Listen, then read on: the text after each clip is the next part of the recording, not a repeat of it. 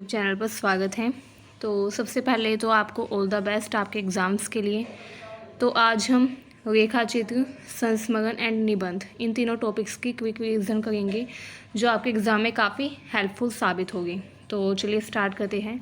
रेखा चित्र का मतलब क्या होता है? रेखा चित्र अंग्रेज़ी के शब्द स्केच से आया है। जैसे स्केच जब आप बनाते हैं तो उसमें किसी व्यक्ति या वस्तु का चित्र बनाते हैं।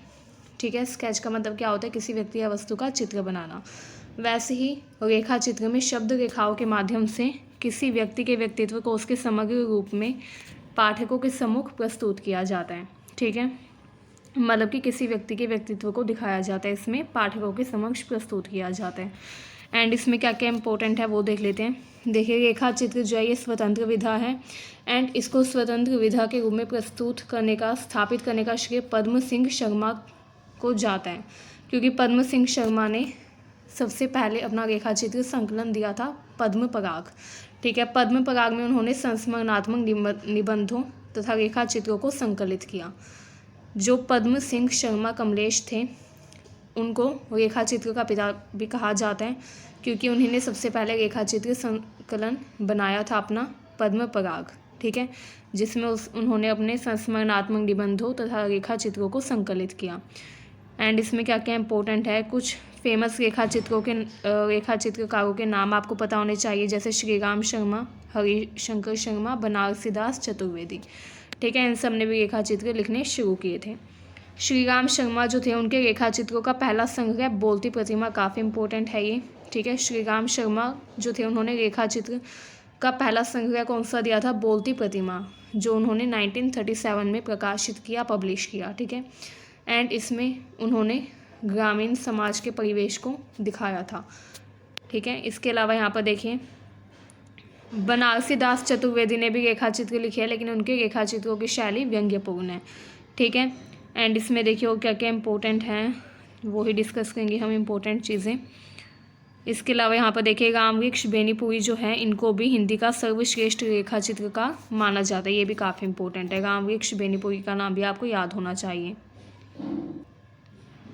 यहाँ पर देखिए रामवृक्ष बेनीपुरी ने माटी की मूर्तें नाम का भी एक रेखा चित्र संग्रह 1946 में पब्लिश करवाया था, जिससे उनको विशेष ख्याति मिली। ठीक है, इसके अलावा यहाँ पर देखिए, यहाँ पर जो लिखा हुआ है माटी की मूर्तें, ये भी 1946 में रेखा चित्र संग्रह रामवृक्ष बेनीपुरी ने बनाया था। ठीक है, पब्लिश करवाया था इसको 1946 में। हाँ, रामवृक्ष बेनीपुरी ने ही क्या बनाया था? माटी की मूर्ति रेखा चित्र। ठीक है, इसके अलावा एंड इसमें क्या क्या इंपॉर्टेंट है चलिए देख लेते हैं एक बार क्विक रिवीजन। 1950 में रामवृक्ष बेनीपुरी ने अपना दूसरा रेखा चित्र दिया, गेहूं और गुलाब। ठीक है, ये उनका सेकंड रेखा चित्र था, दूसरा रेखा चित्र था गेहूं और गुलाब, ये भी इम्पोर्टेंट है। इस रेखा चित्र संग्रह में उन्होंने 25 रेखा चित्र संकलित किए। ठीक है, ये भी इम्पोर्टेंट है। इसके अलावा यहाँ पर देखिए महादेवी वर्मा ने भी कुछ रेखा चित्र लिखे थे। यहाँ पर देखिए अतीत के चलचित्र, स्मृति की रेखाएं, पथ के साथी। ठीक है, एंड श्रृंखला की कड़ियाँ, ये इनके 4 रेखा चित्र बहुत इंपॉर्टेंट है। किसके? महादेवी वर्मा के। ठीक है, अतीत के चलचित्र एंड स्मृति की रेखाएं, इनमें उन्होंने समाज के शोषित वर्ग तथा नारी के प्रति सहानुभूति दिखाई दी, जबकि पथ के साथी में उन्होंने अपने साथी साहित्यकारों के चित्रों को लिपिबद्ध किया।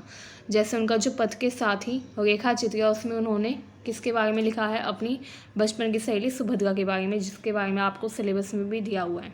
ठीक है, इसके अलावा यहाँ पर कन्हैया लाल मिश्र प्रभाकर, ये भी इम्पोर्टेंट है। इन्होंने भी कुछ रेखा चित्र लिखे थे, जैसे बाजे पायलिया के घुंघरू, जिंदगी मुस्काई, दीप जले शंख बजे, ये इनके कुछ इंपॉर्टेंट रेखा चित्र हैं।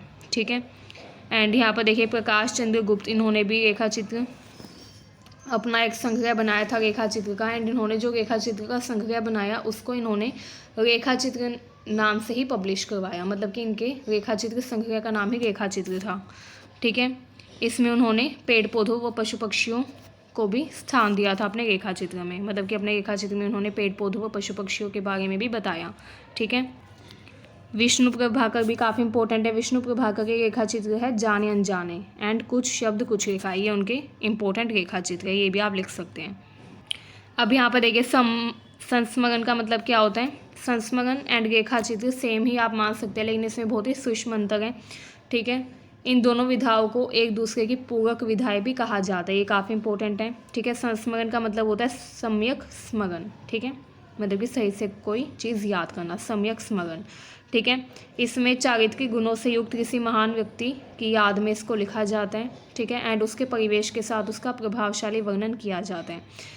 एंड ये जो संस्मरण है ये लिखने के लिए ज़रूरी है कि उस व्यक्ति से हमारा कोई निकट संबंध रहा हो। ठीक है, जैसे जो महादेवी वर्मा थी, उन्होंने अपनी जो बचपन की सहेली थी सुभद्रा कुमारी चौहान, उनके ऊपर संस्मरण लिखा था। ठीक है, अब यहाँ पर देखिए 1907 में बाल मुकुंद गुप्त द्वारा प्रताप नारायण मिश्र पर लिखे संस्मरण को हिंदी का पहला संस्मरण माना जाता है।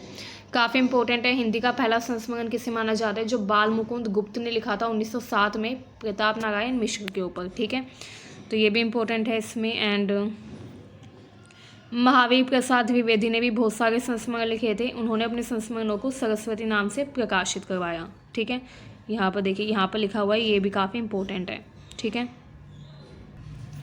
अच्छा, रेखा चित्र की तरह ही संस्मरण के क्षेत्र में भी पद्म सिंह शर्मा का काफ़ी महत्वपूर्ण योगदान माना जाता है। उन्होंने कौन कौन से संस्मरण लिखे थे? प्रबंध मंजरी तथा पद्म पराग। ठीक है, ये उनके संस्मरण थे। उन्होंने अपना रेखा चित्र भी पद्म पराग के नाम से प्रकाशित किया एंड संस्मरण भी। इसके अलावा उन्होंने अकबर, सत्यनारायण, कविरत्न, भीमसेन शर्मा, इन सब पर भी संस्मरण लिखे। ठीक है, काफ़ी इंपॉर्टेंट है ये भी। अब यहाँ पर देखिए निबंध के बारे में क्या चीज़ हो गई है। निबंध के बारे में ये चीज़ हो गई है कि सबसे पहले आप ये बता देंगे कि निबंध जो है गद्य की सर्वोत्तम विधा है। ठीक है, संस्कृत में एक लाइन है, गद्यम कविनाम निकषम वदंती, जिसका मतलब होता है गद्य को कवियों की कसौटी कहा जाता है। ठीक है, आचार्य रामचंद्र शुक्ल ने इस लाइन का विस्तार किया, इस उक्ति का विस्तार किया एंड उन्होंने क्या कहा? गद्य यदि कवियों की कसौटी है तो निबंध गद्य की कसौटी है, ये उन्होंने कहा था। ठीक है, किसने कहा था? रामचंद्र शुक्ल ने। एंड इसमें इम्पोर्टेंट देखिए क्या क्या है। गद्य, ये जो निबंध होता है ये गद्य की काफ़ी इम्पोर्टेंट, काफ़ी अच्छी विधा मानी जाती है, सर्वोत्तम विधा मानी जाती है। ठीक है, निबंध शब्द की व्युत्पत्ति देखें तो निबंध का मतलब क्या होता है? किसी वस्तु को सम्यक रूप से बांधना। ठीक है, दो शब्दों से मिलकर बना है ये नी प्लस बंध।